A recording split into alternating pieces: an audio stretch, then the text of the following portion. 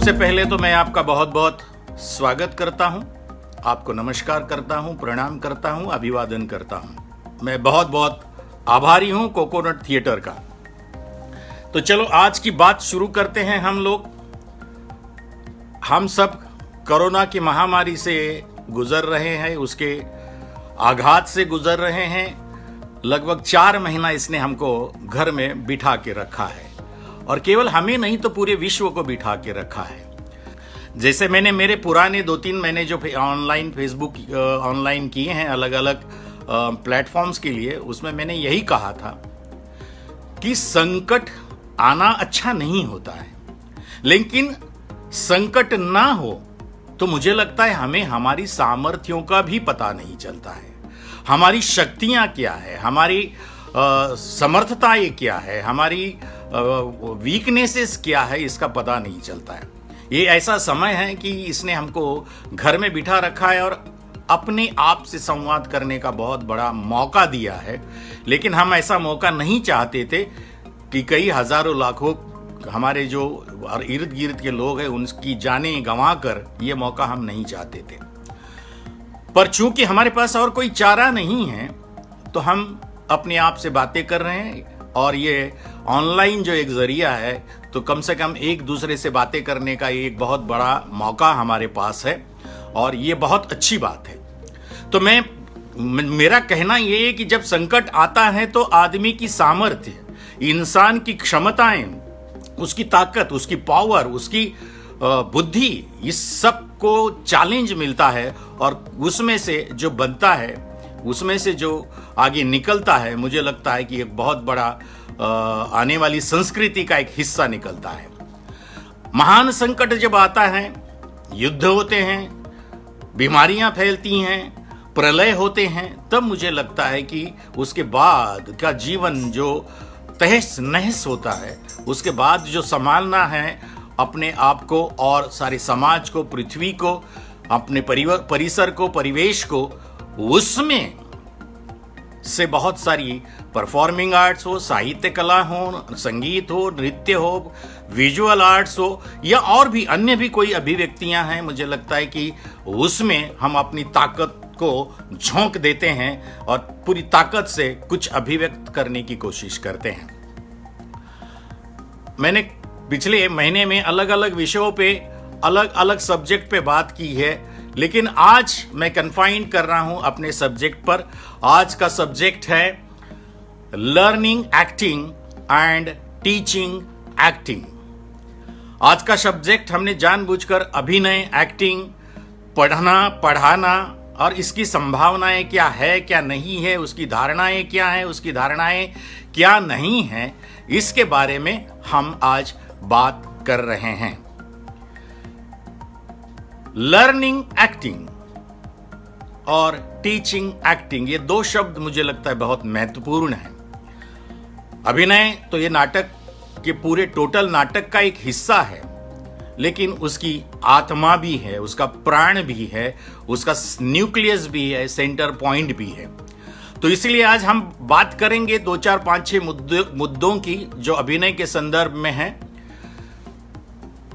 सबसे पहले अभिनय का मतलब क्या है हमारे लिए, आपके लिए, दुनिया के लिए अभिनय का क्या मतलब है। दूसरा है अभिनय की परिभाषा किसके लिए क्या है, एक आदर्श परिभाषा क्या संभावना बनती है उसकी ऐसी कोई परिभाषा हो सकती है, उसको हम टटोलने की कोशिश करेंगे। आगे चलकर क्या अभिनय सिखाया जा सकता है,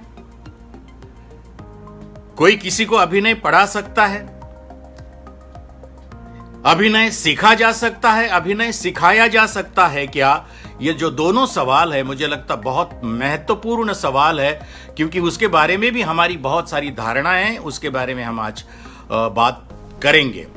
और अल्टीमतः एक और सवाल जो आता है कि अभिनय का उद्देश्य क्या है, क्यों करता है आदमी अभिनय, क्यों देखता है दूसरा आदमी अभिनय, और अभिनय ये माध्यम पनपा ही क्यों है, इसके बारे में भी हम कुछ विचार रखने की कोशिश करेंगे, कुछ अपनी सोच, अपनी बातें आपके सामने शेयर करेंगे। अगर अभिनय सिखाया जा सकता है, सीखा जा सकता है, तो वो कैसे सीखा जा सकता है, कैसे सिखाया जा सकता है? अगर नहीं सिखाया जा सकता तो फिर वो क्यों नहीं सिखाया जा सकता?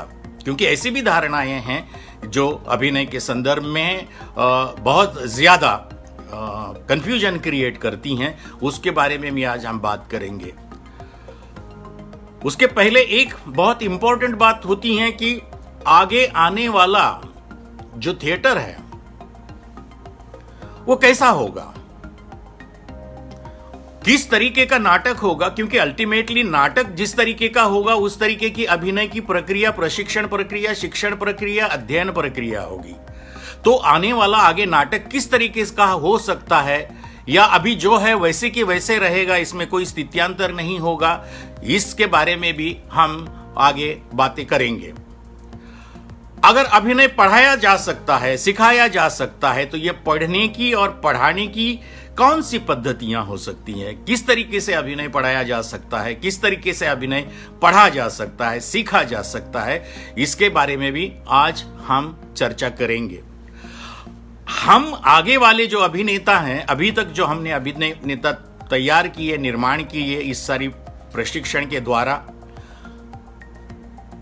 वैसे ही हमें अभिनेता आगे चलकर भी तैयार करने हैं या उसमें कुछ बदलाव की आवश्यकता है।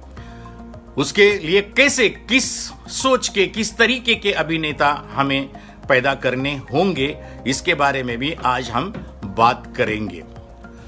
तो चलिए आज पहली बात तो करेंगे हम कि अभिनय का मतलब क्या है, अभिनय की परिभाषा क्या है, अभिनय का मतलब क्या है, अभिनय की परिभाषा क्या है। मुझे लगता है ये अभिनय नाम की जो कला है, जो ये संकल्पना है, ये संकल्पना, इसके मुझे लगता है कि इसको जब मैं सोचता हूं, देखता हूं, तो एक इमेज जो सामने आती है कि आंधों का हाथी। जिस तरीके से एक कहानी है कि वो 4 या 5 या 6 अंधे उस हाथी को स्पर्श कर रहे थे, हाथी को समझने की कोशिश कर रहे थे, और उनको लग रहा था जो उनको पता चला है वही आंधों का हाथी है। तो मुझे लगता है अभिनय की भी यही बात है कि हर किसी को जिस तरीके से लगता है यही मेरा हाथी है, ये मुझे हाथी दिखाई दिया, वो आंधों के हाथी के जैसा ही हमारा अनुभव है।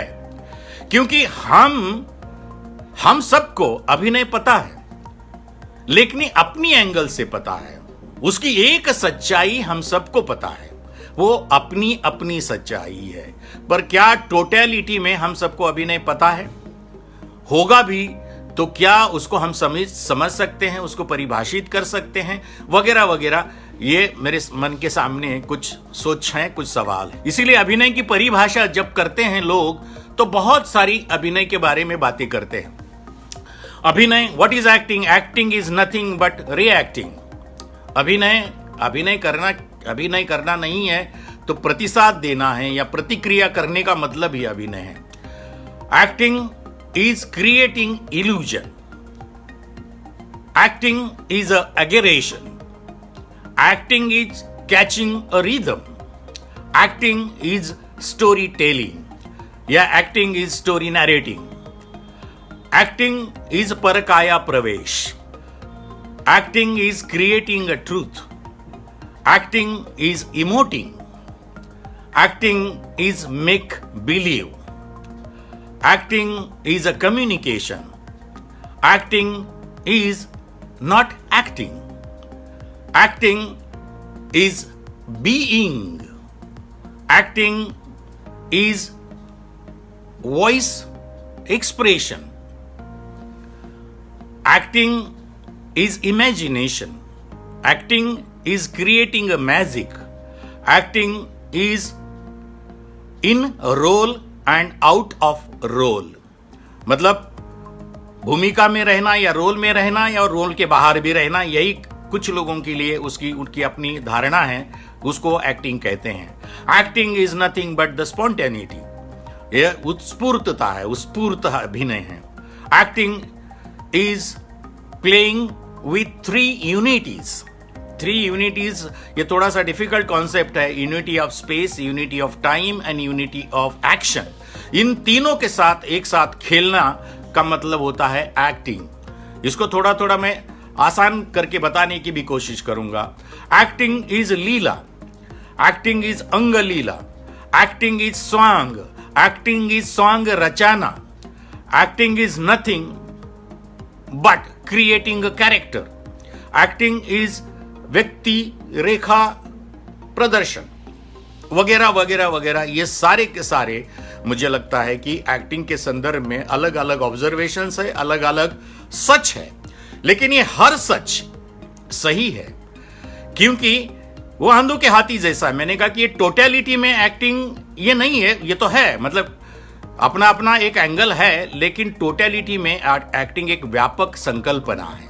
और ये व्यापक संकल्पना को समझने के बाद फिर उसमें हमें ये संभावना बनेगी कि क्या हम एक्टिंग सिखा सकते हैं, क्या हम एक्टिंग सीख सकते हैं। इसीलिए ऐसा कहा जाता है कि एक्टिंग करता है मतलब आदमी क्या करता है, तो उसको एक अल्टीमेटली एक हम सच्चाई निर्माण करते हैं, सच्चाई का इल्यूजन निर्माण करते हैं, एक पात्र को खड़ा करते हैं, एक व्यक्ति रेखा को खड़ा करते हैं वगैरह वगैरह वगैरह। ऐसे मानते मानते अंतिमता मुझे लगता है कि कैरेक्टर या किरदार या पात्र जो भी है उसको खड़ा करने का मतलब अभिनय है। मैं अपने लिए इसको बहुत आसान व्याख्या कर ली है मैंने अपने लिए और अपने विद्यार्थियों के लिए। मुझे लगता है acting is nothing but creating a new human being every time. हर बार एक नए इंसान को पैदा करना, उसको जन्म देना, उसको साकार करना, खड़ा करना, लोगों तक पहुंचाने का मतलब मुझे लगता है आप अभिनय है। अभिनय मेरे लिए और कुछ नहीं है। It's creating human being, delivering a human being, और या इसको कह सकते कि एक इंसान को खड़ा करके दर्शकों तक पहुंचाने का जो प्रक्रिया है, मुझे लगता है वो अभिनय है। अब ये इंसान जो है वो किस तरीके से हम खड़ा कर सकते हैं, ये इंसान खड़े करने की क्या खड़ा करना हम सीख सकते हैं, इस इंसान को समझना क्या हम सिखा सकते हैं, इस इंसान को परसीव करना क्या हम सीख सकते हैं, इस इंसान को चारों दिशाओं से किस तरीके से अभिव्यक्त करना है, एक्सप्रेस करना है, जिंदा करना है, ये किस तरीके से हम सिखा सकते हैं, ये मुझे लगता है बहुत इंपॉर्टेंट है। और ये इंसान किस तरीके की अपेक्षा है इस इंसान से, मुझे लगता है कि इंसान जिस तरीके से हमें अनुभव देता है, वो इंसान उसके पूरी अनुभूति और पूरे व्यक्तित्व के साथ जिंदा करना, उसके पूरे जिंदगी के साथ जिंदा करना, उसके लाइफ फोर्स के साथ, उसके प्राण के साथ, उसके प्राणवायु के साथ, उसकी सारी संवेदनाओं के साथ, उसकी सारी सोच विचार के साथ व्यक्त करने का मतलब होता है अभिनय। जिसमें मैं अगर इसको इलॉबरेट करना चाहूं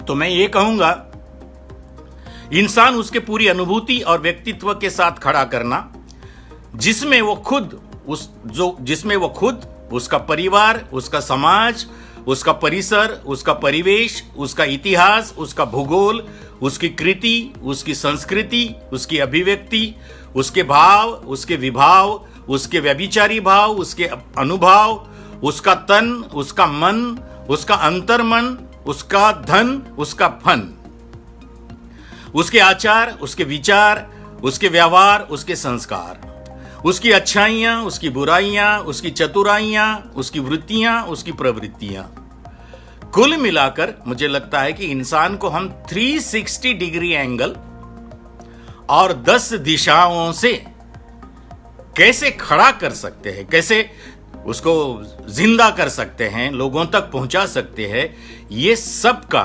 एक व्यापक जो मतलब है वो मुझे लगता है अभिनय है। इसीलिए नाट्य शास्त्र में भरत मुनि ने जो एक बहुत आसान एक छोटे शब्द में सब कुछ कह दिया है, आप ज्ञानी हैं, आपको पता है। अभिनय, अभी का मतलब होता है की और नय का मतलब होता है ले जाना, कैरी टूवर्ड्स, मतलब दर्शकों तक ले जाना। किसको ले जाना है हमको दर्शकों तक? वो दर्शकों तक हमको ले जाना है उस चरित्र को, व्यक्ति रेखा को, भूमिका को, रोल को, किरदार को। तो ऐसे हम उसको एक सिनोनिमस शब्द इस्तेमाल करते हैं। अगर हम आज से ये कहें कि हम लोगों तक पहुंचाते हैं जो नया निर्माण किया, जन्म दिया हुआ जो आदमी है, उसको हम लोगों तक पहुंचाते हैं, तो मुझे लगता है बात आसान होगी, पढ़ना भी आसान होगी और पढ़ाना भी आसान होने की शुरुआत होगी। अब ये जो इंसान है, ये जो स्क्रिप्ट में पढ़ा हुआ इंसान है, इसको कौन कौन इसके माँ बाप है, ये अगर हमें समझ में आता है तो बहुत आसान हो जाएगा हम लोगों के लिए ये सारा समझना। तो जो राइटर है वो इसको कंसीव करता है पर इसको डिलीवर नहीं कर सकता, क्योंकि नाटक की प्रॉब्लम यही है कि नाटक में चरित्र लिखे जाते हैं, इंसान लिखे जाते हैं, पर वो लिखने वाला, वो अगर एक्टर हो तो वो अपना अभिनय कर सकता है, पर राइटर कॉन्सेप्चुअली मुझे लगता है कि डिलीवर नहीं कर सकता, उसको कोई और की जरूरत होती है। तो हम अगर राइटर को कंसीवर माने, उसका विजुअलाइजेशन करने वाला जो है वो डायरेक्टर है, वो फादर है। वो डायरेक्टर जो है उसको विजुअलाइज भी करता है और एग्जीक्यूट भी करवाता है। और तीसरा मुझे लगता है जो माध्यम है या तीसरा जो पार्टनर है इसमें, वो है एक्टर एक्ट्रेसेस। उनका बहुत बड़ा रोल है। मुझे लगता है कि वो तो कंसीव किसी ने किया है, उसको विजुअलाइज किसी ने किया है, और ये अपना भी और उसमें कुछ ऐड करके उसको डिलीवर करने वाला है, जन्म देने वाला है। सो इसीलिए अगर कंसीवर भी कोई है, उसका विजुअलाइजर कोई है, उसका एग्जीक्यूटर कोई है, पर एक्चुअल प्रैक्टिकली उसको पालने वाला, उसको प्रैक्टिकली समझने वाला, समझाने वाला, खड़ा करने वाला और अंत में लोगों तक पहुंचाने वाला है, वो एक्टर है। तो इसीलिए जैसे बच्चा पैदा होता है तो माँ और बाप ये दोनों काफी होते हैं, लेकिन नाटक में मुझे लगता है नाटककार माँ का काम करता है, डायरेक्टर पिताजी का काम करता है और एक्टर सरोगेट मदर का काम करता है। ये तीनों का जो फ्यूजन है, तीनों मिलकर इस इंसान को जन्म देते हैं, तीनों मिलकर इस इंसान को खड़ा करते हैं और लोगों तक पहुंचाते हैं। लेकिन इसका खड़ा करने का जो काम है वो ज्यादातर जो उसका काम है प्रैक्टिकली उस माँ का काम करना, जो सरोगेट मदर भी हो, लेकिन वो तो पालने वाली, पोसने वाली, उसका संस्कार करने वाली है। इसीलिए वो जब डिलीवर होता है तो हम ये कह सकते हैं कि एक इंसान को जन्म दिया, एक इंसान को पैदा किया, और आगे चलकर मुझे लगता है कि वही अभिनय का सबसे बड़ा मूल स्रोत बन जाता है। राइटर कंसीव्स आइडिया देता है, डायरेक्टर विजुअलाइज करता है, एग्जीक्यूशन में मदद करता है, पर परसीव करना, उस परसीव करते करते अपनी भी धारणाएं उसे में उंडेल देना, और उस परसिवेशन को अपनी धारणाओं को उंडेलते हुए उसके पेन्स को और प्लेजर को बेयर करते हुए उसको जन्म देना, डिलीवर करना, ये काम मुझे लगता है अभिनेताओं का है, और ये सबसे बहुत चैलेंजिंग काम है। इसीलिए हमारे नाटक की प्रक्रिया में, जैसे माँ ने जन्म देने के बाद उसको बहुत आनंद होता है, अपने बच्चों को जन्म देने के बाद शायद उसको क्रिएटिविटी का, अपनी नवनिर्मित का आनंद, उससे बेहतर शायद दुनिया में कोई नहीं हो सकता। उसी तरीके का आनंद, उसी तरीके की उसका समाधान जो है वो एक्टर के पास होता है। तो यूं कह सकते हैं हम कि ये तीनों का मिलकर जरूर है, लेकिन अंतिम माध्यम तो बन जाता है एक्टर का, क्योंकि वो डिलीवर है, वो डिलीवरर है। क्योंकि वो डिलीवरी नहीं करेगा, वो राइटर ने कितना भी अच्छा कंसीव किया हो, डायरेक्टर ने कितना भी अच्छा विजुअलाइज किया हो, एग्जीक्यूट करने की प्रक्रिया में रहा हो, लेकिन अगर एक्टर सही नहीं है या सही डिलीवर नहीं कर पाया तो ये सारा का सारा दारोमदार जो है वो गड़बड़ में बदल सकता है।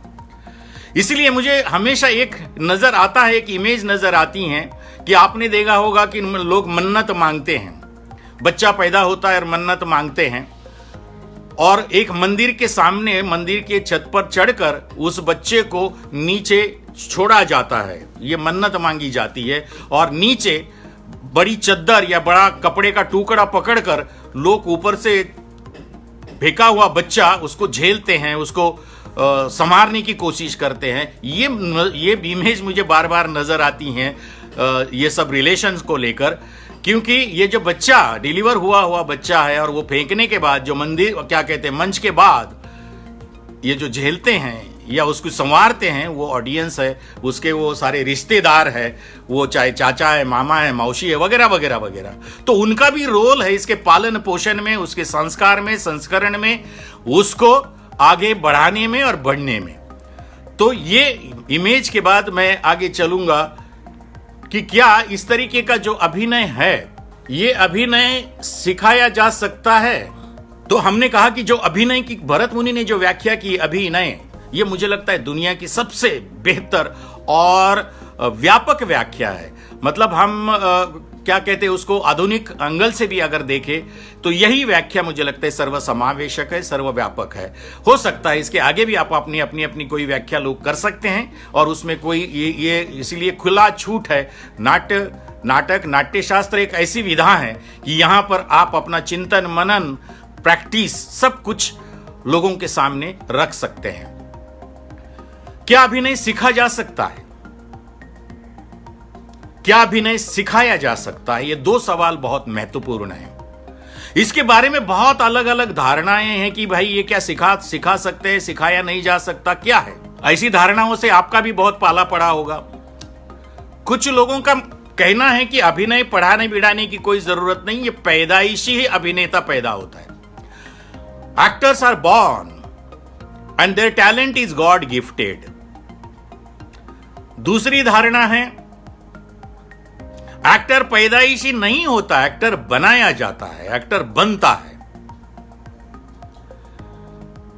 क्योंकि ऐसा मानने वाले कि ये पैदाइशी है, तो फिर ये सारी जितना भी भरत मुनि से लेकर हमारे आदिवासी परंपरा से लेकर, लोक परंपरा से लेकर, लोक नाटक परंपरा से लेकर, ये जो फैमिली में या गुरु शिष्य की परंपरा है या माँ बाप से सीखने का और आगे सिखाने का ये जो सिलसिला है, उसकी शायद जरूरत नहीं पड़ती। हमें ये पता है, मैं उसके बारे में तफसील में नहीं, औपचारिक शिक्षण पद्धति, अनौपचारिक शिक्षण पद्धति होती है और दोनों भी जायज होती है, उसमें मैं तफसील में आज नहीं जाऊंगा। लेकिन मुझे लगता है कि ये दोनों शिक्षण पद्धति से आदमी सीखता है। तो इसीलिए क्या एक्टर पैदाइशी होता है केवल, या पढ़ाया भी जाता है, और एक्टर क्या कहते हैं संस्कार लेके, शिक्षण, प्रशिक्षण, अध्ययन करके भी एक्टर बन सकता है, ऐसी भी एक धारणा है। मैं इस बारे में ऐसे सोच सकता हूं कि नेचर हमें सबको सारी क्षमताएं सबको बांटता है, एक साथ बांटता है, इकट्ठा बांटता है। इसीलिए आपको ध्यान रखना होगा कि हमारे पास भी वही क्षमता है जो गांधी जी के पास थी, हमारे पास भी वही क्षमता है जो नेल्सन मंडेला के पास थी, हमारे पास भी वही क्षमता है जो मदर टेरेसा के पास थी, हमारे पास भी वही क्षमता है जो लता मंगेशकर जी के पास थी, हमारे पास वही क्षमता है जो बाल गंधर्व जी के पास थी। हमें भी वही क्षमता दी है जो शंभू मित्रा को दी है, डॉक्टर लागू जी को दी है, नीड़ू फुले जी को दी है, प्रभाकर पंशी, मच्छिंद्र कामरी जी को दी है। हमें भी वही क्षमता दी है नसीरुद्दीन शाह, कमला हसन, मनोहर सिंह, उत्तरा बावकर, तृप्ति मित्रा, रघुवीर यादव, भक्ति बर्वे, परेश रावल, या बहुत सारे एक्टर्स हैं। मराठी में हैं, हिंदी में हैं, अंग्रेजी में तो ज्यादातर थिएटर वाले एक्टर्स का नाम लूंगा, एक आध दूसरा अपवाद छोड़कर। तो हमें ये सोचना होगा कि सबको सारी क्षमताएं अगर जब कुदरत देती है, नेचर देता है, तो किसी की क्षमताएं विकसित होती हैं क्योंकि उसका उसमें इंटरेस्ट होता है। उसका इंटरेस्ट अगर है और उस दिशा में उसको संस्कार हो जाता है, उसके पेरेंट्स जो है, माँ बाप जो है, वो अगर उसके पीछे खड़े हो जाते हैं या वो विरोध करके, विद्रोह करके, मेरे जैसा आदमी जब माँ बाप परिवार साथ नहीं था, वहां से भाग गया, मुझे नाटक करना था, ऐसे भी बहुत सारे उदाहरण हो सकते हैं कि आप घर के क्या कहते साथ या साथ ना होने के बाद भी हम अपने जो चाहत वाले हमारी क्षमता है उस दिशा में चल पड़ते हैं और उसका पीछा करते करते मुझे लगता है कि हम कहीं और पहुंच जाते हैं। तो इसीलिए ये कह सकते हैं कि अगर उनके अंदर वो क्षमताएं हैं तो हमारे अंदर क्या क्षमताएं नहीं होती है। तो उन्हें अच्छे पढ़ने वाले भी मिलाए, खुद पढ़ना था, पैशनेट थे वो खुद पढ़ने के लिए, और पढ़ाने वाले भी उतने ही खूबसूरत, उतने ही प्रेरणादायी, उतना ही इंस्पायर करने वाले, उतना ही मोटिवेट करने वाले शिक्षक या गुरु मिलना या डायरेक्टर से मिलना ये सौभाग्य का काम होता है। तो इसको आगे चलते हुए हम ये बात कर सकते हैं कि हमें, अगर हमारे पास वो क्षमता है और हमें उस क्षमता का विकास करना है और वो मेरी चाहत है कि मुझे वो पढ़ना है, तो मुझे कोई भी रोक नहीं सकता। और उसमें अगर पढ़ाने वाला मिल जाए तो सोने में सुहागा। इसीलिए कहते हैं कि शिक्षण कितनी तरीके से हो सकता है। मतलब एक तो हम किसी इंडिविजुअल के पास, किसी एक व्यक्ति के पास जाके शिक्षण कर सकते हैं। कम से कम इस प्रशिक्षण में उस एक व्यक्ति का जो उसकी प्रोसेस है, उसकी जो सोच है, उसकी जो क्लैरिटी है, वो मुझे मिल जाती है। दूसरा जो शिक्षण पद्धति है, जिसको हम गुरु के पास जाके शिक्षण कहते हैं, या शिक्षक के पास जाके शिक्षण लेना कह सकते हैं, या किसी डायरेक्टर के साथ रहकर उससे अप्रोच सीखना, उसका कम से कम उसकी क्लैरिटी को ग्रास्प करना, पी जाना, और एक अप्रोच तो कम से कम हमारा कर लेना, ये एक शिक्षण की धारणा होती है। दूसरी होती जो इंस्टीट्यूशनल एजुकेशन है, जहां पर हम किसी इंस्टीट्यूशन में जाते, साल 2 साल 3 साल 4 साल का कोर्स करने के लिए जाते हैं। वहां पर एक कलेक्टिव टीचिंग होती है, एक उसका टारगेट एक होता है, पर टीचिंग कलेक्टिव होती है, एक साथ होती हैं। और वो एक टारगेटेड अगर है और वो सारे कलेक्टिव पढ़ाने वाले अगर टीचर अपने अपने सब्जेक्ट के बारे में स्पष्ट है, क्लियर है, उनको मालूम है कि मेरा क्या हिस्सा है इस पूरे टारगेट में और मुझे उतना ही पढ़ाना है, तब हो सकता है कि वो स्टूडेंट जो है, वो अभिनेता जो है, वो एक्टर है, वो उस सारे अप्रोच को, उस सारे प्रशिक्षण को, उस सारे शिक्षण को, अध्ययन को पचा पाए। पर बहुत बार ऐसा होता है कि टारगेट एक होता है, लेकिन हर शिक्षक का अप्रोच अलग हो सकता है। कई बार इसमें बड़ा धोखा निर्माण होने की संभावना होती है अगर कॉन्ट्रेडिक्टरी टीचिंग हो जाती है। एक शिक्षक उसी सब्जेक्ट को एक दिशा में पढ़ा रहा है, दूसरा उसी समय दूसरी दिशा में पढ़ा रहा है, तीसरा शिक्षक तीसरी दिशा में पढ़ा रहा है, तो मुझे लगता है, हो सकता है कि वो जो स्टूडेंट है उसको कोई भी एक अप्रोच पाने में मुश्किल हो सकता है कि वो हो सकता है उस दिशा में पहल ना कर पाए। टीचर जितना क्लियर हो उतना क्लियरिटी की प्रशिक्षण की संभावना होती है। अगर टीचर ही खुद कंफ्यूज्ड है, टीचर ही खुद अनक्लियर है, तब मुझे लगता है बहुत बड़ा धोखा की घंटी यहां बजती हैं और फिर हम पढ़ाने के लिए पढ़ाते हैं और वो सीखने के लिए सीखता है। इसीलिए कह सकते कि फिर उसमें कौन सा शिक्षण सिखाना था हमको। तो इसीलिए confuse teacher can create confuse to students, और जिसको हम कह सकते हैं कि एक्टर्स कंफ्यूज हो सकते हैं। कई मैंने ऐसे टीचर देखे, मैं क्रिटिसाइज नहीं कर रहा हूं, पर वो एक अप्रोच की बात आपके सामने रख रहा हूं। कई ऐसे देखे कि वो आए हैं पढ़ाने, मेरा भी अनुभव रहा है कि वो पहले ही दिन बोलते हैं कि मैं आपको पढ़ाने नहीं आया हूं, मैं आपको कंफ्यूज करने आया हूं। तो ऐसा सोच का जब सामना करना पड़ रहा है कि सामने वाला कंफ्यूज करने आया, मैं तो पहले से ही कंफ्यूज हूं, कंफ्यूज नहीं होता तो पढ़ने आता क्यों? तो मुझे लगता है कि ये अप्रोच सही है गलत है, ये आपके सामने मैं रख रहा हूं, आप अपनी बात अपने आप को कर सकते हैं। तो इसलिए मुझे लगता है कि इस तरीके के शिक्षक से बचना चाहिए जो कंफ्यूज करने आता है, क्योंकि वो खुद कंफ्यूज्ड है। उसका कंफ्यूजन वो हमारे ऊपर लादने की अगर कोशिश करता है तो बहुत ही रेयर बात ऐसी होती है कि वहां से कोई क्लियर एजुकेशन होने की संभावना नहीं बनती है, मुझे लगता है। तो ये भी एक तरीके का शिक्षण होता है। अगर मान लीजिए एक कलेक्टिव शिक्षण है, कोई इंस्टीट्यूशन है, उसका सिलेबस ही कंफ्यूज्ड है, उसका फोकस ही कंफ्यूज्ड है, उसका टारगेट की कंफ्यूज और कंफ्यूज टीचर भी है, तो विद्यार्थियों का क्या होगा वो विद्यार्थी और वो शिक्षक जाने। तो इसीलिए मुझे लगता है प्रशिक्षण या ये शिक्षण या अध्ययन और खासकर अभिनय का, क्योंकि ये बहुत इंपॉर्टेंट, क्योंकि हम जिंदगी के बहुत महत्वपूर्ण, हमारी जो अंदरूनी ख्वाहिश है कि अपने जीवन को संवारने की, सजाने की, या एक तरीके से कुछ पाने की जो इच्छा है हमारी, वो पाने की इच्छा अगर सही शिक्षक के पास, सही इंस्टीट्यूशन में, सही लोगों के पास अगर हम नहीं पहुंचते हैं तो ये संभव नहीं हो सकता है। मैंने देखा है कि कई सारे स्टूडेंट हैं वो कंफ्यूज होकर पूरी जिंदगी बिताते हैं। तो हमें आने वाले समय में ये देखना पड़ेगा कि हमारे शिक्षक भी उतने ही सजग हो, उतने ही संवेदनशील हो, क्योंकि हम दुनिया के या किसी एक तरीके से कह सकते हैं कि विद्यार्थियों की जिंदगी के साथ खेलने का हमें कोई अधिकार नहीं है। अगर हम शिक्षक हैं तो सबसे ज्यादा रिस्पॉन्सिबल होकर हमको काम करना पड़ेगा, क्योंकि जितना ज्यादा विद्यार्थी रिस्पॉन्सिबल होगा, क्योंकि ऐसा माना जाता है कि विद्यार्थी अगर सीखना चाहे तो उसको सिखाने वाला अगर उतनी ही ताकत का गुरु मिले, शिक्षक मिले, डायरेक्टर मिले, तो फिर तो 4 चांद ही लग सकते हैं। कई बार ऐसा माना जाता है कि नहीं है, ऐसे क्या कहते हैं, एक्टर पैदा नहीं किए जा सकते। मैं उसके बारे में भी आगे बोलूंगा।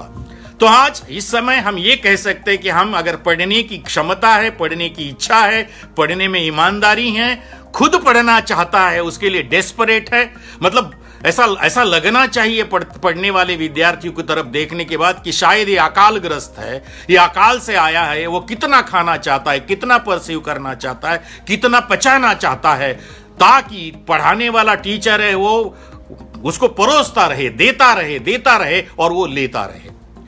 इसमें और एक धोखा जो होता है कि अगर स्टूडेंट पढ़ने वाला नहीं है या वो चूजी है, वो पहले से चाहता है कि मुझे ये पढ़ाया जाए, मुझे वो पढ़ाया जाए, ऐसे भी एक बहुत सारी शिकायतें मैंने सुनी हैं, देखी भी हैं, अनुभव भी किया है। मुझे लगता है पढ़ने में और पढ़ाने में ये बहुत इंपॉर्टेंट बात होती है कि पहले पढ़ो, जो भी सामने आ रहा है उसको पढ़ो, उसका चैनलाइजेशन करने का समय भविष्य में आगे चलकर आता है। वो उसी दिन आप चैनलाइज करोगे तो शायद अपने साथ और पढ़ाने वाले टीचर के साथ अन्याय करोगे।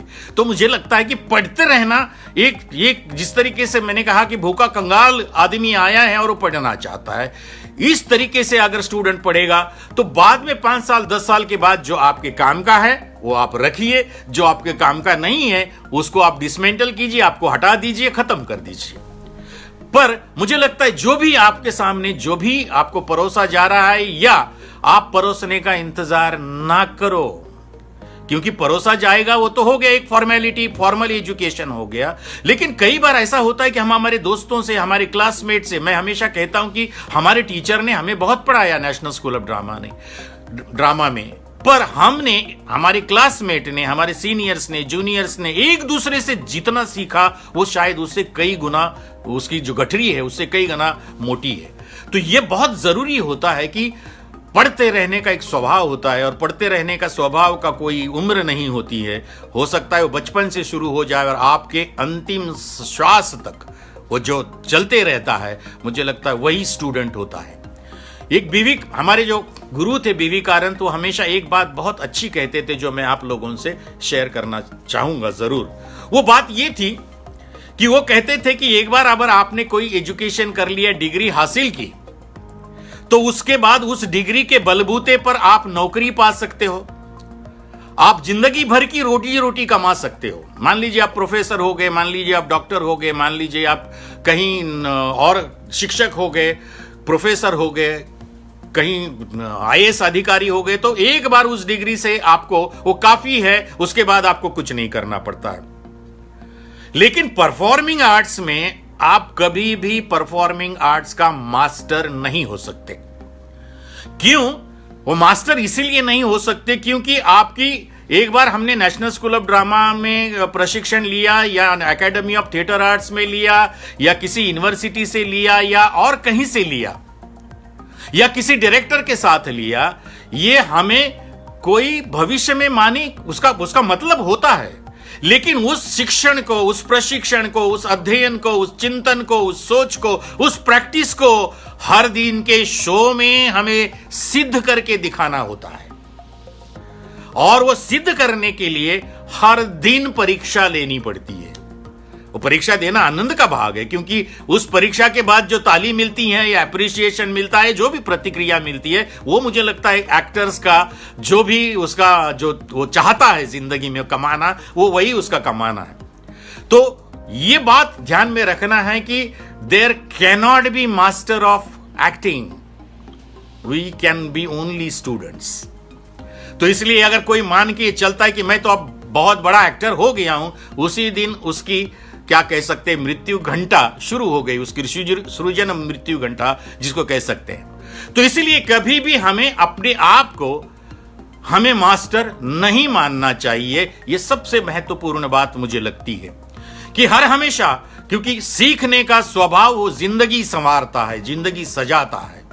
सिखाने का स्वभाव दूसरों की जिंदगी संवारता है, सजाता है, प्रेरणा देता है। और ये दोनों साथ अगर इकट्ठा आते हैं तो मुझे लगता है फिर तो बात ही कुछ और बन जाती है। तो इसीलिए मैंने थोड़ा इलॉबरेट इस बात को कहने की बात की है कि अभिनय सिखाया भी जा सकता है, सीखा भी जा सकता है। तो फिर इसकी कौन सी पद्धतियां हो सकती है, पर ये उसके पहले हमको ये समझना होगा कि ये सब करने से पहले आगे आने वाला थिएटर कौन सा है, किस थिएटर के लिए हमें प्रशिक्षित करना है विद्यार्थियों को या हमारे साथ रहने वाले एक्टर्स को, ये समझने के लिए अब ये आगे आने वाला थिएटर कौन सा होगा, किस तरीके का होगा, किस तरीके की अभिनय की अपेक्षा होगी, ट्रेनिंग की अपेक्षा होगी, अभिनय करने वालों से अपेक्षा होगी, इंस्टीट्यूशन से अपेक्षाएं होंगी, पढ़ाने वालों से अपेक्षाएं होंगी। मुझे लगता है ये बहुत ज्यादा इंपॉर्टेंट है इसको समझना। तो ये अब क्या थिएटर बदलेगा कोरोना के बाद, ऐसा हर कोई चर्चा कर रहा है कि पोस्ट कोरोना क्या सब कुछ बदल जाएगा या कुछ बदलेगा, कुछ पुराना नया का सम्मिश्रण होगा। तो मुझे लगता है कि बहुत सारी बातें नहीं बदलेंगी, लेकिन कुछ बदलेगी भी। तो ये दोनों का अदमास, आगाज, अंदाज, मराठी में चाहूल कह सकते हैं, वो अपने आप को लग सकती है। तो मुझे लग रहा है कि हमें ये समझ के चलना पड़ेगा कि आगे आने वाला थिएटर है वो कैसे होगा, वो क्या मांग करेगा, उसको देखने वाला जो दर्शक है वो क्या मांग करेगा, उससे क्या अपेक्षाएं रखेगा। तो मुझे लगता है कि बहुत इंपॉर्टेंट चीज है कि उसकी अपेक्षा इतनी होगी कि भगवान बचाए ऐसा थिएटर हो, ऐसा नाटक हो जो सिनेमा से अलग अनुभव देने वाला हो, टेलीविजन से अलग अनुभव देने वाला हो, डिजिटल प्लेटफॉर्म से अलग अनुभव देने वाला हो, वो और उस तरीके की जो तमाम चीजें आने वाली हैं, आ चुकी है, उससे हटकर मुझे वापस थिएट्रिकल थिएटर का अनुभव देने वाला थिएटर दिखाओ भाई, ये मांग होगी। जिसको हम कह सकते हैं कि नाट्यमय था, नाटक की जादू, नाटक का मैजिक दिखाने वाला थिएटर हमें दिखाओ। हमें उस तरीके का वो रियलिस्टिक अभिनय नहीं देखना है जो सिनेमा में दिखाई देता है, ओटीटी प्लेटफॉर्म्स में दिखाई देता है या टेलीविजन पे दिखाई देता है। क्योंकि यहां तो आमने सामने दोनों भी बैठे हुए हैं, करने वाला भी सामने है और देखने वाला भी सामने है।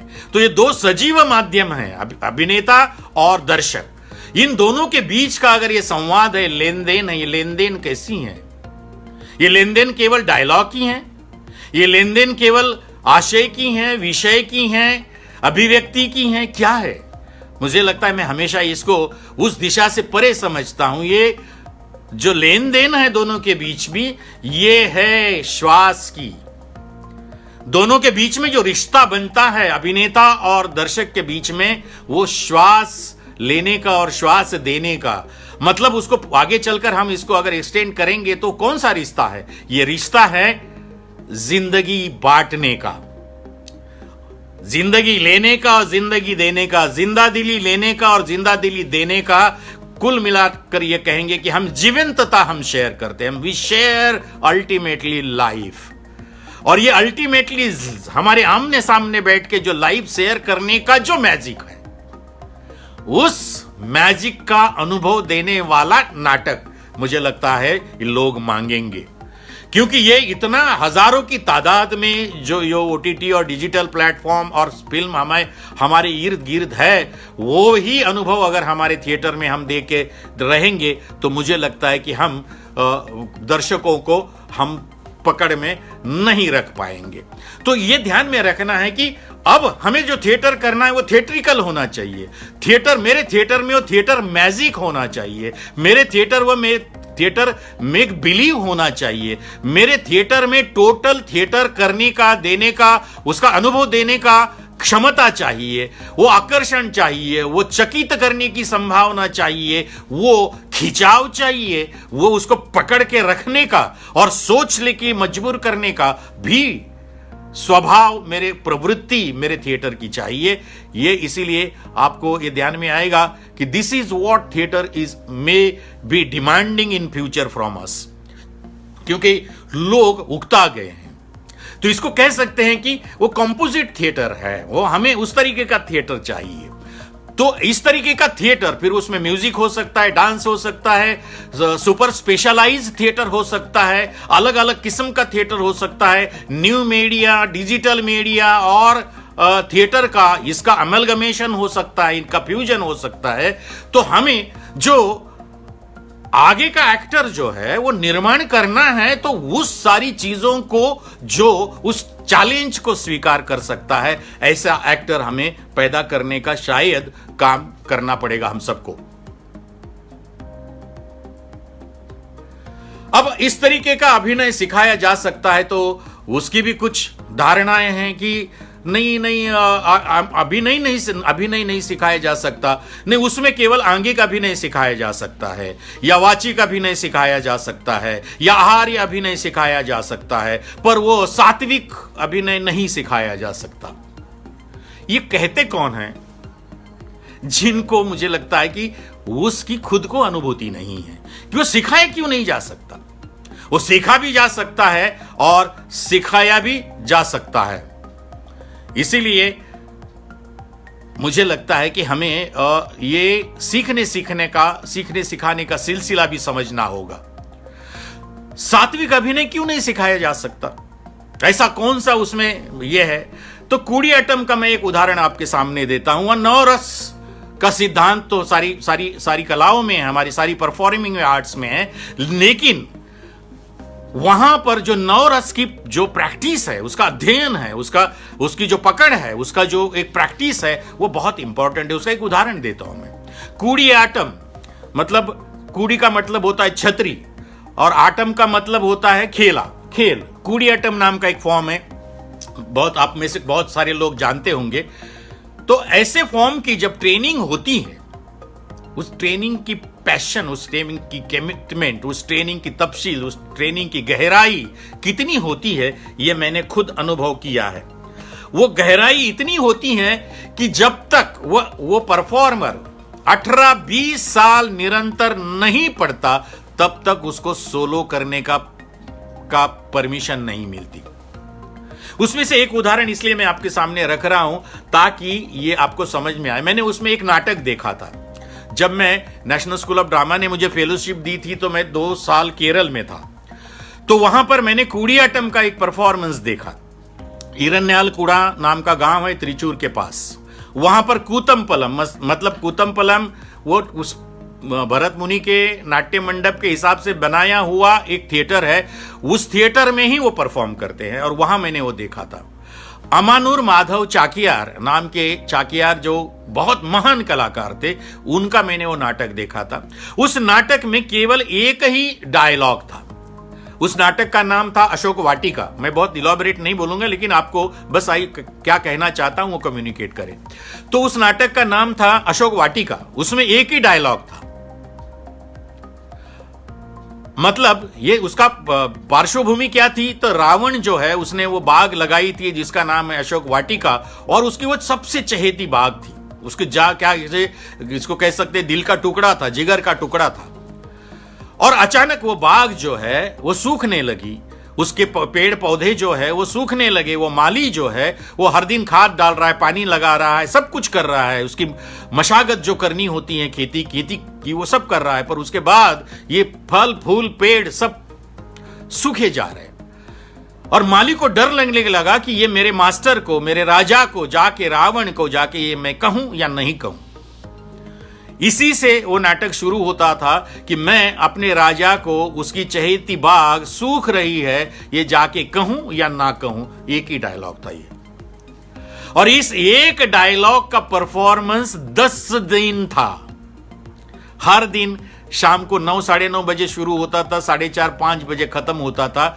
और हर दिन वो नाटक उसी से शुरू होता था। माली आता था और बोलता था कि मैं ये मेरे महाराजा को बताऊं या ना बताऊं, बताऊंगा तो क्या होगा, ये अगला इनैक्टमेंट होता था, नहीं बताऊंगा तो क्या होगा, ये दूसरा इनैक्टमेंट होता था। और ये सारा परफॉर्मेंस सिर्फ एक एक्टर कर रहा था, जिनका नाम था अमानुर माधव चाकियार। मेरे अपने जिंदगी में उससे बेहतर एस्थेटिकल परफॉर्मेंस, सात्विक अभिनय का प्रत्यय मैंने आज तक नहीं लिया। मैं एक सीन बता रहा हूं, उसमें जटायु और रावण का युद्ध होता है। जब सीता माई को रावण उठा के ले जाता है तो जटायु उसके ऊपर टूट पड़ता है और दोनों का वो युद्ध है। तो दो दिन युद्ध चल रहा था और 2 दिन में वो जटायु का एक एक अवयव कैसे टूट कर जमीन पे गिर रहा है, ये बिल्कुल आपके आंखों के सामने खड़ा होता था। तो ये सात्विक अभिनय की प्रक्रिया तो पढ़ा रहा है। हमारे तमाशा में सात्विक अभिनय नहीं पढ़ाया जा सकता क्या? वो नहीं पढ़ाते हैं क्या? तो मुझे लगता है वो पढ़ाते भी हैं और पढ़ाया भी जा सकता है। पढ़ने वाला शार्प होना जरूरी होता है, क्योंकि वो टिप्स देते हैं आपको, वो आपको इमिटेट भी करवाते हैं कभी कभी, पर इमिटेट करने से हो सकता है वो आपको उकसाते हैं। आपको प्रेरित करना, आपको उकसाना, आपको मोटिवेट करना, आपको क्या कहते हैं उस सारी अनुभव के विश्व में धकेल देना, ये भी तो शिक्षण का हिस्सा है। और जैसे ही आपको धकेला जाएगा, उस अनुभूति को फेस करने के लिए बाधित किया जाएगा, तो अंतिमता जो परिणाम चाहिए होगा वो बाहर निकल कर आएगा। तो इसको कह सकते हैं कि हम हर किसी तरह का अभिनय सिखाया जा सकता है। और ये अभिनय सिखाने के सैकड़ों तरीके हो सकते हैं, कोई एक तरीका नहीं है। तो इसीलिए हमें यह भी देखना पड़ेगा कि वो सैकड़ों तरीके अगले आने वाले समय में वो वही रखने पड़ेंगे या उसमें भी कोई मॉडिफिकेशन करने पड़ेंगे। तो मुझे लगता है मॉडिफिकेशन वो इंडिविजुअल लेवल परसेप्शन पे भी संभव है। वो मॉडिफिकेशंस मुझे लगता है कि दूसरे के कलेक्टिव लेवल पर भी संभव है। तो आप परसीव कैसे करते हैं? तो मुझे लगता है कि ये इस तरीके से ऐसा कोई अभिनय प्रक्रिया नहीं है, प्रकार नहीं है। इस झांसे में मत जाइए। लोग कहते हैं कि अभिनय नहीं पढ़ाया जा सकता, अभिनेता को आलसी बना देते हैं, अभिनय को कोई क्या कहते हैं प्रिपरेशन की जरूरत नहीं, आप सीधा जाइए, मंच पे जाइए और कपड़े पहन लिए, कॉस्ट्यूम पहन लीजिए और शुरू हो जाइए, भगवान आपको वो सब कुछ देगा। ये संभव नहीं है। जो परफेक्शन की बात करता है, जो परफेक्ट परफॉर्मेंस करना चाहता है, उसके लिए what is the method to reach the final perfection, what is that process, ये समझना बहुत जरूरी है। क्योंकि वो अगर नहीं है आपके पास, वो आपने अपनी बनाई नहीं है, तो परफेक्शन के लिए जितनी जद्दोजहद करनी पड़ती है, मुझे लगता है परफेक्शन ये शब्द अपने आप में इतना परफेक्ट है कि वहां उस अनुभूति तक खुद को पहुंचना और दूसरों को, दर्शकों को पहुंचाना, वो भी कलात्मक अनुभूति के पास, उसको कहेंगे कि हम हाईएस्ट एस्थेटिकल एक्सपीरियंस देते वक्त हमको इसको पहुंचाना पड़ता है। तो ये सारी बातें हैं, मुझे लगता है कि बहुत इंपॉर्टेंट है। और एक दो मैं उदाहरण दे सकता हूं आपको कि एक मैंने तेरुकूतु देखने गया था तमिलनाडु में, और वहां पर मैंने तेरुकूतु देखा। तेरुकूतु एक फोक फॉर्म है तमिलनाडु का, और एक हम अंदर घुस रहे थे, सेमिनार था दिन भर और शाम को परफॉर्मेंस था। तो बाहर अंदर जाते समय थिएटर के दरवाजे में लेफ्ट साइड में एक बूढ़ा सा आदमी बैठा हुआ है और शिवरिंग कर रहा है। तो मेरे साथ मेरे मित्र थे राम स्वामी जी। तो मैंने पूछा ये क्या हो गया, ये क्यों ऐसा बैठा है? उसने कहा वो परफॉर्मर है, पर वो बीमार है, उसको शिवरिंग है, मलेरिया कुछ हुआ है। तो मैंने कहा उसको डॉक्टर के पास क्यों नहीं उठना? वो डॉक्टर के पास नहीं जाता, वो एलोपैथिक दवाइयाँ नहीं खाता, वो अपनी जड़ी बूटी से ही काम चलाता है। ठीक है, कट टू शाम हो गई और द्रौपदी वस्त्रहरण नाम का परफॉर्मेंस शुरू हो गया। और वो पूरा संबंधन एक फैमिली कन्नप्पा और उनकी जो फैमिली थी वो परफॉर्म कर रही थी, और दुशासन की एंट्री हो गई, कृष्ण की हो गई, द्रौपदी की हो गई, पांडवों की हो गई, और अंत में मतलब आधा शो होने को आया था और लोग बार बार देख रहे थे कि एक एंट्री क्यों नहीं हो रही है, और अचानक गड़गड़ाते हुए एक एंट्री हो गई और वो थी दुर्योधन की एंट्री। और दुर्योधन इतना तेजस्वी, इतना नाचना, इतना वाइब्रेंट परफॉर्मेंस करते सामने आ रहा था, लोगों ने खड़े होकर तालियां बजाई। तो मैंने रामास्वामी जी को पूछा, ये कौन है भाई, इतना बड़ा एक्टर है जो लोग खड़े हो गए? तो उन्होंने मुझे याद दिलाया, सुबह आपने पूछा था ना वो बीमार आदमी कौन है, मतलब उसकी उम्र उस समय कम से कम 65-70 साल की होगी, वही आदमी ये परफॉर्म कर रहा है, वो दुर्योधन है। मतलब उसके पोते थे, बेटे थे, बच्चे थे, सबसे ज्यादा energetic and totally transformed person I have seen in theatre. तो मुझे लगता है कि ये, क्योंकि इस प्रशिक्षण पद्धतियों में अल्टीमेटली हमें उस इंसान को खड़ा करना है, तो उस इंसान को खड़ा करने के लिए क्या क्या करना पड़ेगा, फिर वो आंगिक स्तर पर क्या करना पड़ेगा, बॉडी का कल्टीवेशन कैसे होगा, वॉइस कल्टीवेशन कैसे होगा, वॉइस कैरेक्टराइजेशन कैसा होगा, उसके बाद माइंड की प्रशिक्षण प्रक्रियाएं क्या होंगी, ये सब के बारे में मुझे लगता है। और जो माइंड कल्टीवेशन है वो पुराना रटा हुआ जो फॉर्मेट आया है उसी को लेके हम करेंगे, पंचेंद्रिय और पंच ज्ञानेंद्रिय जिसको कहते हैं, वो उसी को लेके आगे चलेंगे, या इमेजिनेशन, ऑब्जर्वेशन, इंस्पिरेशन इतना ही रहेगा, या आगे भी चलकर कुछ बातें करनी पड़ेगी।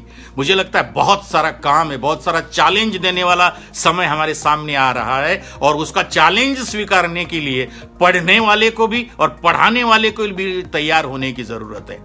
क्योंकि अभी तक जिस मन को ट्रेन करने की बात कर रहे थे, माइंड ट्रेनिंग की बात कर रहे थे, वो क्या एडिक्वेट होगा अगले आने वाले समय के लिए? जिस तरीके का थिएटर मांग रहा है।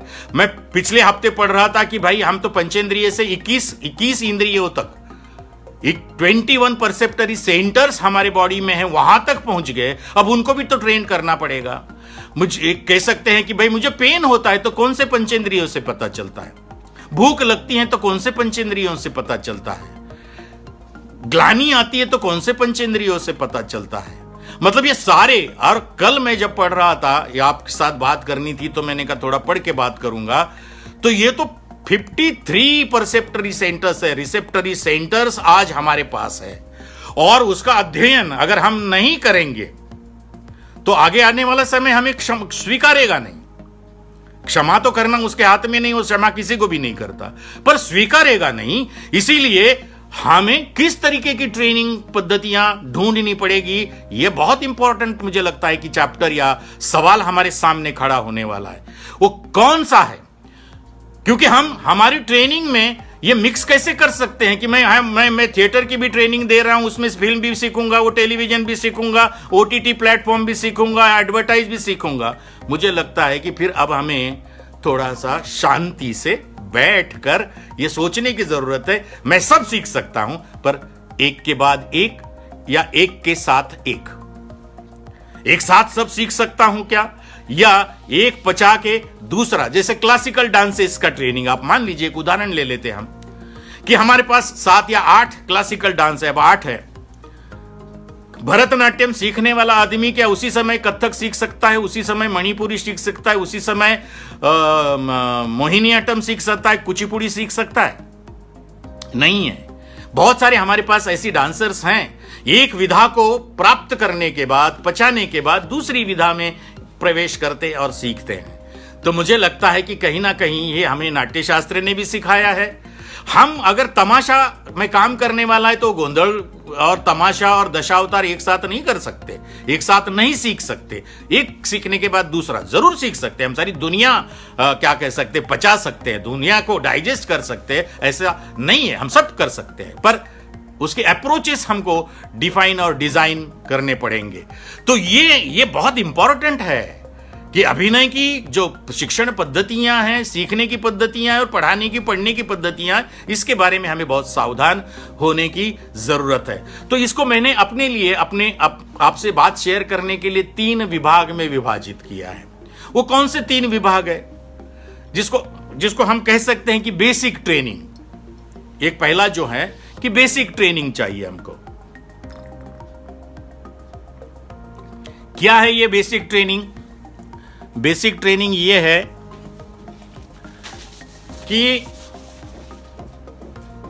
किसी भी तरीके के विधा में काम करने के लिए जो मिनिमम व्याकरण, मिनिमम प्रतिभा हमारे पास चाहिए, उसका शिक्षण, वो अगर आपके पास है तो काम चल जाता है इसमें उसमें। मतलब हमें एक व्यावसायिक नाटक में काम करना है, एक पर्टिकुलर स्टाइल का नहीं है, एक जनरल जिस तरीके से हम नाटक खेलते हैं, सामाजिक है, क्या कहते हैं, पौराणिक है, ये वगैरह। पौराणिक नाटक करना है उसके लिए अलग ट्रेनिंग है, संगीत नाटक करना है अलग ट्रेनिंग है, अलग किस्म के नाटक करना है अलग ट्रेनिंग है, हमको क्लासिकल थिएटर करना है उसकी अलग ट्रेनिंग है। तो हम इसको 3 विभाग में विभाजित कर सकते हैं कि जो बेसिक या फाउंडेशन ट्रेनिंग जो है मुझे, वो ज्ञान जो है, अब वो ज्ञान 2 तरीके का होगा। एक हमें उसका सैद्धांतिक ज्ञान है, उसका थियोरेटिकल ज्ञान होना जरूरी है, कॉन्सेप्चुअल नॉलेज होना जरूरी है, क्योंकि उसके बिना हमें लगता है सब चल जाएगा, पर वो चल जाएगा तो चल ही जाता है। तो इसीलिए हमको वो ज्ञान लेना बहुत जरूरी है, और साथ साथ उस कॉन्सेप्ट को, उस थियरी को प्रैक्टिकल रूप में कैसे परावर्तित कर सकते हैं, कितनी तरीके से कर सकते हैं, कितनी संभावनाएं बनी हैं, और उसकी नई संभावनाओं की खोज क्या है, ये इस तरफ हमको लगता है कि ध्यान देने की जरूरत है। तो ये एक हो गया कि जिसको हम फाउंडेशन ट्रेनिंग या बेसिक ट्रेनिंग या पायाभूत या नींव वाली ट्रेनिंग हम ऐसे कह सकते हैं। जिसको दूसरा ट्रेनिंग जो होता है उसके आगे वाला स्पेशल ट्रेनिंग। अगर मान लीजिए मुझे एक फाउंडेशन ट्रेनिंग मेरे पास है और मुझे एक पर्टिकुलर स्टाइल का अभिनय में ज्यादा दिलचस्पी निर्माण हो जाती है। फॉर एग्जाम्पल मुझे फोक जैसे एक कॉमिक फोक है या सोशल एंटरटेनमेंट का फोक है, वहां जाना है, या मुझे संगीत नाटक में ही काम करना है, या मुझे body movement and gesture and इसको लेके जो काम होता है, जैसे पुअर थिएटर है, थर्ड थिएटर है, जो हमारे बहुत सारे दोस्त ये काम करते हैं, तो उस तरीके का है, तो उसके लिए स्पेशल ट्रेनिंग, फाउंडेशन ट्रेनिंग तो जरूरी है। उसके बाद की जो ट्रेनिंग है, मुझे लगता है वो ट्रेनिंग जरूरी है, जिसको हम स्पेशल ट्रेनिंग कह सकते हैं। मुझे अगर रियलिज्म में जाना है तो फाउंडेशन ट्रेनिंग से फिर मुझे रियलिस्टिक, फिर मुझे स्टेनिस्लावस्की, मेयर होल्ड जो भी हैं, उसके जो प्रणेता हैं, उसके जो गाइड्स है या गाइडलाइन देने वाली जो प्रवाह है, उसको लेके मैं ट्रेनिंग, स्पेशल ट्रेनिंग लूंगा। इसलिए हम कहते हैं गद्य नट है वो और एक पद्य नट है, मतलब गाने वाला एक नट है, जो दूसरा नट है वो बोलने वाला नट है। लेकिन अगर आप यूरोप में जाओगे या हमारे ट्रेडिशनल थिएटर में या पुराने थिएटर में, फोक थिएटर में, टोटल एक्टर का कॉन्सेप्ट क्या था? हमारा टोटल एक्टर का कॉन्सेप्ट ही ये था, उसको अभिनय आना तो जरूरी है ही है, उसको गाना भी आना जरूरी है, और उसको नृत्य भी आना जरूरी है, और उसके बाद ये सब मिलाकर एक साथ इस्तेमाल करने वाला जो एक्टर हुआ करता था या होता है, उसको हम वर्सेटाइल एक्टर बोलते हैं। तो हमें वो वर्सेटिलिटी की तरफ ले जाना है एक्टर को, या कुछ एक स्पेशलिटी की तरफ ले जाना है। तो हो सकता है कि किसी को एक ही विधा में आगे चलना है, तो उसको फाउंडेशन ट्रेनिंग के बाद स्पेशल ट्रेनिंग की जरूरत है, और फिर उसमें और ज्यादा तफसील में जाना है तो उसको सुपर स्पेशल ट्रेनिंग की जरूरत है। सुपर स्पेशल का मतलब है अब वो he is becoming the master of that process, of that style. जैसे पारसी थिएटर में एक जमाने में पृथ्वीराज कपूर या उनके जो साथी जो काम करते थे, वो जो है वो मुझे लगता है कि उस टाइप के, उस पारसी थिएटर में ही जिंदगी उन्होंने बिताई, नौटंकी स्टाइल में जिन्होंने जिंदगी बिताई, तमाशा में ही जिंदगी बिताई, या किसी एक क्लासिकल थिएटर में ही जिंदगी बिताई। They are all super specialist actors और ट्रेनर्स। तो इसमें मुझे लगता है कि ये समझना बहुत जरूरी कि हमें ये one by one step ahead वाली ट्रेनिंग करते जाना पड़ता है। जैसे थिएटर का एक्टर जब फिल्मों में जाता है तो अटपटा सा महसूस करता है, बहुत समय वो अटपटा सा रहता है, क्योंकि बेसिकली कॉमन भी कुछ है, लेकिन अनकॉमन क्या है, वो अनकॉमन सीखना पड़ेगा और उसके लिए स्पेशल ट्रेनिंग की व्यवस्था होनी चाहिए, प्रावधान होना चाहिए, या आपको उसके लिए लड़ मरना पड़ेगा और वो बहुत ज्यादा जरूरी है। तो इसीलिए वहां की एक ट्रेनिंग जो है वो बहुत इंपॉर्टेंट मुझे लगती है।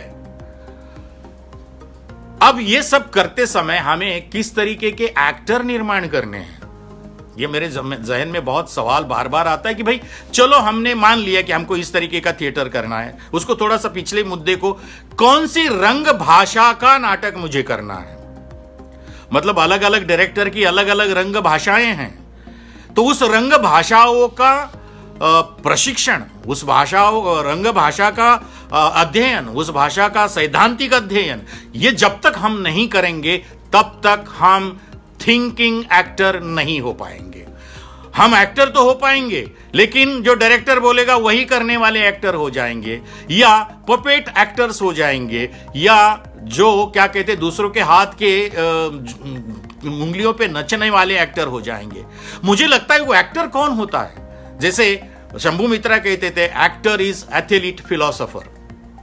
वो एथलीट जैसा एजाइल है, फ्लेक्सिबल है, और दूसरी तरफ वो विद्वान है, चिंतक है, चिंतन करने वाला है। ये दोनों का जब फ्यूजन होता है तब उस एक्टर से जो परफॉर्मेंसेस निकलते हैं, या वो परफॉर्मेंस करता है, या वो कैरेक्टर खड़े करता है, तो मुझे लगता है कि वो उसका जो अनुभव है, उसका जो प्रदर्शन है, उसका अभिव्यक्त होना है, वो कहीं ऊंचाइयां छूता है। तो उस तरीके से हमको ये सोचना पड़ेगा हमें कौन से एक्टर पैदा करने हैं, क्योंकि अभी तक जो हो गया मैं उसके बारे में आज टिप्पणी नहीं करूंगा, लेकिन आगे चलकर मुझे कौन से एक्टर खड़े करने हैं। मतलब दो तरीके के एक्टर हो सकते हैं, एक जो व्यवसाय ढूंढ रहे हैं उसमें, बराबर है, दूसरा एक्टर है जो आनंद ढूंढ रहा है, और तीसरा जो एक्टर है ऊंचाइयां ढूंढ रहा है। मतलब आज अभी इसमें भी हम तीन कैटेगरी कर रहे हैं कि एक ढूंढ रहा है रोजी रोटी, दूसरा ढूंढ रहा है आनंद, और तीसरा ढूंढ रहा है द हाइट, ऊंचाई, सर्वोच्चतम, सर्वोच्च कोटि का अभिनय करना। ये जब अब ढूंढ रहा है तो हमें हमारी ट्रेनिंग से कौन सा एक्टर पैदा करना है ये हमें समझ में आना चाहिए। जो एक्टर सीखने जा रहा है तो उसको कौन सा एक्टर होना है।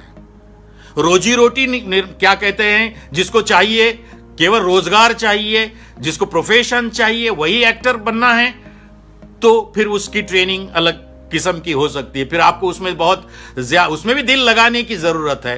पर अगर मुझे मेरा आनंद खोजना है, मुझे अपने आप को डिस्कवर करना है, मुझे अपनी क्षमताओं की तलाश में मैं निकला हूं, मुझे हर बार अपने आप को डिसमेंटल करना है। डिसमेंटल मतलब तोड़ना, बरोड़ना है।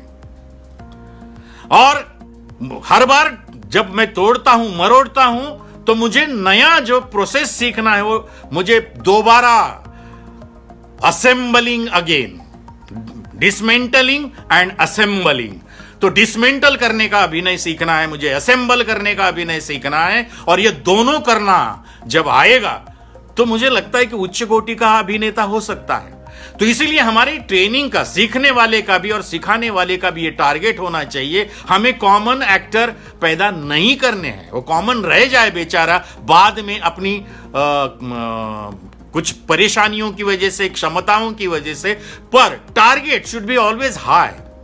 मुझे वो एक्टर पैदा करना है जो ब्रेड एंड बटर के पीछे केवल लगे, वो नहीं, उसको ब्रेड एंड बटर तो मिलना चाहिए, उसका वो अधिकार है, बराबर है। तो इसलिए वो एक्टर तो हमें पैदा करना ही है, लेकिन हमें उससे बड़ा एक्टर, जो बड़ी सोच रखने वाला एक्टर, या बड़ा व्यापक क्षेत्र या बड़ा चैलेंज लेने वाला एक्टर। इसलिए आप देखिए कि कुछ एक्टर के परफॉर्मेंस आज भी याद है। उन्होंने खड़े किए हुए जो इंसान है, जो मैंने परिभाषा की है कि ultimately acting is nothing but to create human being. वो कौन सा ह्यूमन बीइंग है? एक से बेहतर, जैसे मनोहर सिंह जी का तुगलक, आज भी सारे देश को याद है। शंभू मित्रा जी का कैरेक्टर्स याद है, बाल गंधर्व जी के अलग अलग जो नायिकाएं हैं वो याद है, या नसरुल भाई के वेटिंग फॉर गोदो और बहुत सारे नाटक है जो याद है। तो इस तरीके के और बहुत है, जैसे रघुवीर Yadav, one of the finest actor I have ever experienced. वो चतुरस्त्र अभिनेता है नाटक के। मुझे लगता है कि कोई भी स्टाइल में, वो चाहे उनसे गवाइए, उनको नचवाइए, उनसे फोक थिएटर कीजिए, उनसे कॉमेडी करवाइए, उनसे गंभीर नाटक करवाइए। मैंने उनका फूल नाम का नाटक देखा था जब मैं एनएसडी में था, आज तक नहीं भूल पाया। दिलीप प्रभावलकर जैसे एक्टर है, प्रभाकर पणशीकर जैसे एक्टर है, कि जो स्टॉलवर्ड्स एक्टर थे। तो ऐसे स्टॉलवर्ड्स को कौन निर्माण करेगा? मुझे लगता है वो खुद निर्माण करेगा, और वो सही दिशा में सही जगह प्रशिक्षित होने के लिए जाएगा तो वहां होगा, और उसको सही प्लेटफॉर्म आगे मिलते रहेंगे। अच्छे अच्छे कैरेक्टर देने, चैलेंज देने वाले डायरेक्टर, प्रोड्यूसर्स मिलते रहेंगे, या संस्थाएं मिलती रहेंगी, तो वो बहुत बड़े महान एक्टर की निर्मिति हो सकती है। और मुझे यह कहते हुए बहुत आनंद है कि मैंने जितने एक्टर के साथ काम किया है, जितना मैंने इस देश को समझा है, जाना है, परखा है, उसका आकलन किया है, मुझे लगता है कि वो एक्टर जो है, ये देश जो है, टैलेंटेड लोगों की भूमि है। ये हर कोने कोने में, आप वो देखिए रियलिटी शो में एक से बेहतर एक डांसर होते, एक से बेहतर एक एक्टर होते, एक से बेहतर एक सिंगर होते हैं, पर उनको हम इनोवेटिव ट्रेनिंग कहां दे रहे हैं? हमें उनको क्या कहते हैं, उसको प्रेरणा देने वाली ट्रेनिंग कहां दे रहे हैं? क्रिएटिव ट्रेनिंग कहां दे रहे हैं? तो वो सब मोड़ कर हमको ट्रेनिंग में क्रिएटिव ट्रेनिंग देने की क्षमता बढ़ानी पड़ेगी। और गांव गांव, और ये भी मैं बता रहा हूं, वो केवल शहर में नहीं, हर गांव गली में, कूचे में ये टैलेंट है जो मैंने पाया है, मैंने देखा है, मैंने खुद प्रशिक्षित भी किए हैं ऐसे लोग। और मैं इस दिशा में बहुत गंभीरता से सोच रहा हूं। ये इंस्टीट्यूशन लेवल पे भी संभव है, कुछ इंस्टीट्यूशन इस दिशा में ऑलरेडी कई सालों से काम कर रही हैं, लेकिन और भी इस देश में इंस्टीट्यूशन की जरूरत है। और इंडिविजुअल जब इंस्टीट्यूशन बनते हैं, मुझे लगता है कोने कोने में काम करने वाले हमारे जो डायरेक्टर्स हैं, टीचर्स हैं, वर्कशॉप्स करने वाले हैं, वो बहुत मेहनत कर करके ट्रेनिंग कर रहे हैं। तो मुझे लगता है उनमें से जैसे सत्यदेव दुबे जी का नाम लिया जा सकता है, जैसे अलकाजी साहब का नाम लिया जा सकता है, जैसे विजया मेहता का नाम लिया जा सकता है, हबीब साहब का नाम लिया जा सकता है। आगे चलकर भी बहुत लोग हैं जिन्होंने इस तरीके का आइकॉनिक काम करके दिखाया है। तो मुझे लगता है कि हमें इंडिविजुअल लेवल पर भी इस तरीके की विजन रखनी चाहिए, चेष्टा करनी चाहिए, प्रयत्न करने चाहिए, और इंस्टीट्यूशनल लेवल पर भी इस तरीके की ट्रेनिंग की क्षमता क्या हो सकती है, शक्यताएं क्या हो सकती है, यह भी परखनी पड़ेगी, देखनी पड़ेगी, और वहां भी हमारा क्या कहते हैं सोच पहुंचाना पड़ेगा। मुझे लगता है कि अति ज्ञान जो है वो धोखादायक होता है, लेकिन सही प्रमाण में ज्ञान, सही प्रमाण में प्रैक्टिस, सही प्रमाण में पैशन, सही प्रमाण में कमिटमेंट, और सही प्रमाण में प्रैक्टिस, और उसको मौका, मंच मिले, यही मैं कामना कर सकता हूं। और मैं अपने आप के लिए एक साल भर का एक कोर्स डिजाइन कर रहा हूं, या 1.5-2 साल का, कि जिसमें मैं बहुत लिमिटेड एक्टर लेके काम करना चाहता हूं, और देखना चाहता हूं कि क्या कोई नई शिक्षण पद्धति हम इजाद कर सकते हैं, जो हमारे सारे पुराने जो टीचर्स, हमारे टीचर्स रहे हैं, हमारे बाद के टीचर्स रहे हैं, अभी युवा जो डायरेक्टर्स हैं बहुत है, जैसे सुबोध पटनायक का मैं देख रहा हूं, प्रवीण गुंजन को देख रहा हूं, बहुत सारे हैं, टीकम को देख रहा हूं। ये सारे जो टीचर्स हैं, इनको क्या कहते हैं, एक तरीके से प्लेटफॉर्म किस तरीके से प्रेरित कैसे किया जाए, या उससे भी ज्यादा है जो अपने अपने गांवों में काम कर रहे हैं, ऐसे शिक्षकों को और उनके साथ पढ़ने वाले को मुझे लगता है कि अब वो चैलेंज स्वीकारने की जरूरत है। अपना थिएटर भी कंसीव करना है, अपनी थिएटर लैंग्वेज भी कंसीव करना है, और उसके लिए ट्रेनिंग पद्धति भी ढूंढनी है। और वो एक्टर जो एक छोटा सा एक्टर आया था, एक नया सा एक्टर आया था, वो प्रगल्भ एक्टर, वो प्रतिभा संपन्न अभिनेता, और प्रतिभा संपन्न जिसके पास व्याकरण भी हो, सोच भी हो, संवेदना भी हो, और समाज के प्रति दायित्व भी हो, मुझे लगता है ऐसे एक्टर को निर्माण करने का चैलेंज आज लेने का समय पुनः आ गया है, क्योंकि हमारी कई सारी एक्टर्स की पीढ़ियां टेलीविजन ने खा ली है। सिनेमा मुझे लगता है फिर भी एक्टर को चैलेंज देता है, एक्टर को कुछ काम करने का मौका देता है, पर ऐसे माध्यमों में रोजी रोटी नहीं मिलती है, इसलिए कई सारे एक्स्ट्राऑर्डिनरी ब्रिलियंट एक्टर्स सकम हो रहे हैं, उसमें डूब रहे हैं। ये बहुत अच्छी बात नहीं है। सो इस समय मैं यही कहूंगा कि let us take a challenge, you as a students or they as a students and we as a teachers, we as a creators, we as a directors, तो एक बहुत बड़ी, एक भविष्य में तगड़ा अभिनय करने वालों की एक परंपरा रची बसी जा सकती है, और वो केवल हिंदुस्तान में ही रची बची जा सकती है। इसका मुझे बहुत आनंद है, और आज आप सबसे बात करते हुए मुझे बहुत बहुत आनंद मिला। मैं पुनः एक बार जो आयोजक हैं कोकोनट थिएटर के, ये लाइव फेसबुक के सारे आयोजक हैं, उनके साथी हैं, उनका मैं पुनः एक बार आभार प्रकट करता हूं।